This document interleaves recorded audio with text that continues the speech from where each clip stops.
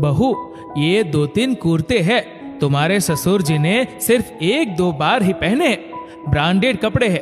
मैं कितने मन से इनके लिए कोलकाता से खरीद कर लाई थी, पर शायद उन्हें इसका पैटर्न या फिर कलर पसंद नहीं आया।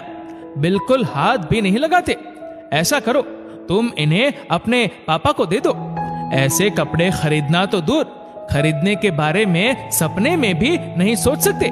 ऐसे कपड़े खरीदने में तो तुम्हारे पापा की महीने की सैलरी चली जाए। अलका जी ने अपनी बहू रंजिता से कहा। इसके पहले भी अलका जी इनडायरेक्टली कई बार बहू के परिवार वालों की बेइज्जती कर चुकी थी। कभी कहती, बहू ये साड़ी अपनी मम्मी को दे देना, मैंने सिर्फ 1 बार ही पहनी है, मेरी ननद ने मुझे दी थी। इस साड़ी का मटेरियल और डिजाइन मुझे बिल्कुल भी पसंद नहीं आया, बेकार में रखी रखी खराब हो जाएगी। ब्रांडेड साड़ी है, अपनी मम्मी को दे देना, वह शौक से शादी ब्याह में पहन लेंगी। कभी कहती, बहू अपने घर की मिक्सी खराब हो गई है, अपनी मम्मी से कहना रिपेयर करवा कर उपयोग में ले ले, हम नई मिक्सी खरीद लेंगे। कभी अपने यूज किए हुए पर्स को दिखाती हुई कहती, ब्रांडेड पर्स है, पूरे 2000 का है, मैं तो अब उपयोग में नहीं लाती, पर तुम्हारी मम्मी के काम आ जाएगा। शुरुआत में तो रंजिता ऐसी बेहुदा बात पर सास को उल्टा जवाब नहीं देती थी, बस किसी तरह बहाना बनाकर सामान लेने से इनकार कर देती।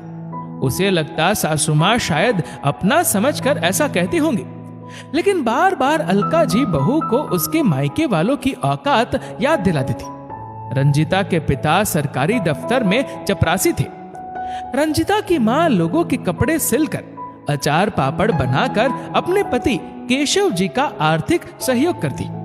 केशव जी ने अपनी दोनों बेटियों के लिए बहुत बड़े बड़े सपने संजोए थे। दोनों बेटियों को लायक बनाने के लिए वह हर संभव प्रयास करते। केशव जी 10 से 5 की सरकारी नौकरी करने के बाद छोटे मोटे कई पार्ट टाइम काम भी करते, ताकि उन्हें कुछ अतिरिक्त आमदनी भी हो सके। केशव जी ने मेहनत कर अपने और अपने बच्चों के सपने पूरे किए। इसी का नतीजा था कि केशव जी की बड़ी बेटी रंजिता को बैंक में ऊंचे पद पर अच्छी सैलरी के साथ जॉब मिल गई। केशव जी की छोटी बेटी इंजीनियरिंग के आखिरी साल में थी। रंजिता बैंक में जॉब करती थी। वहां अलका जी का बेटा आदेश बिजनेस के लिए लोन के सिलसिले में आया करता था।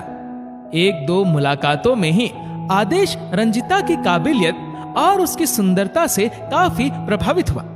उसने थोड़े ही वक्त में रंजिता के सामने शादी का